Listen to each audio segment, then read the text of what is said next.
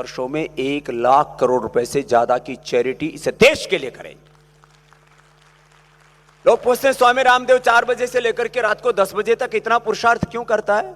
न बीबी, न बच्चे, न घर, न परिवार, और फिर भी इतना बड़ा कारोबार, सुबह से शाम तक हुंकार भरता रहता है। मकसद क्या है?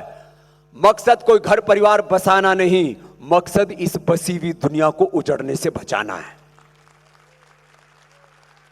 अपना घर परिवार, अपना संसार, अपना बिजनेस, व्यापार तो सारी दुनिया कर रही है। फिर सन्यासी भी यही किया, तो फिर सन्यासी का सन्यास किस बात का? तो बोले ये होगा कैसे?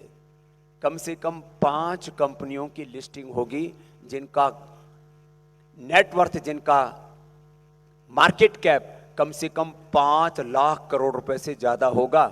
और सेबी का नियम है कि 25% तो आपको बाजार में लिक्विडेट करना ही होगा, तो 1 लाख करोड़ रुपए तो यहीं से लेंगे। लोगों ने शेयर मार्केट से पैसे लेकर के अपने महल बनाए, अपनी बीबी के लिए जहाज खरीद के लाए, 5-5 करोड़ की घड़ियां खरीद करके लाए, और ऐसे ही टाइम गवा दिया।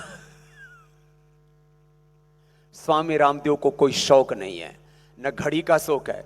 घड़ी तो टाइटन की, ये भी समय देखने के लिए, और कोई मतलब नहीं है। न घड़ी का शौक है, न गाड़ी का शौक है,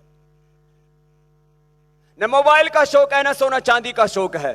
लेकिन एक शौक है, एक संकल्प है कि मैं अपनी आंखों के सामने अपनी भारत माता को परम वैभवशाली देखना चाहता हूं।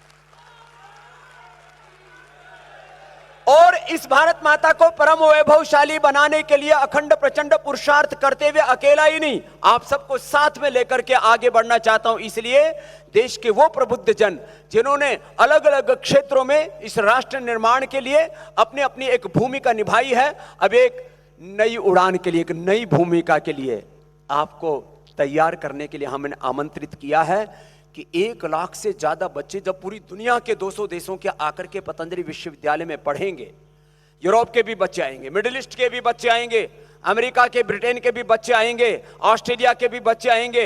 यूक्रेन में हमारे बच्चे युद्ध के दौरान जब वापस आए तो पता लगा लाखों विद्यार्थी तो हमारे यूक्रेन में मेडिकल और इंजीनियरिंग की शिक्षा पाने के लिए गए हुए थे।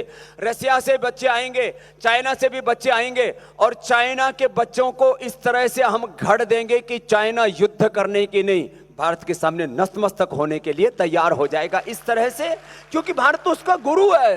दलाई लामा जी कहते हैं भारत मेरा गुरु देश है, वो मेरा शत्रु देश नहीं है। तो जब दुनिया के 200 देशों के बच्चे, आप सोचकर ही देखो कितना अच्छा लगता है, जब दुनिया के 200 देशों के बच्चे आकर के पतंजलि विश्वविद्यालय में पढ़ेंगे, दुनिया के 200 देशों के बच्चे छोटे छोटे आकर के पतंजलि योगपीठ में आकर के वो मॉडर्न साइंस पढ़ेंगे, इंजीनियरिंग की शिक्षा लेंगे, मेडिकल की शिक्षा लेंगे, एग्रीकल्चर, एनवायरमेंट, वो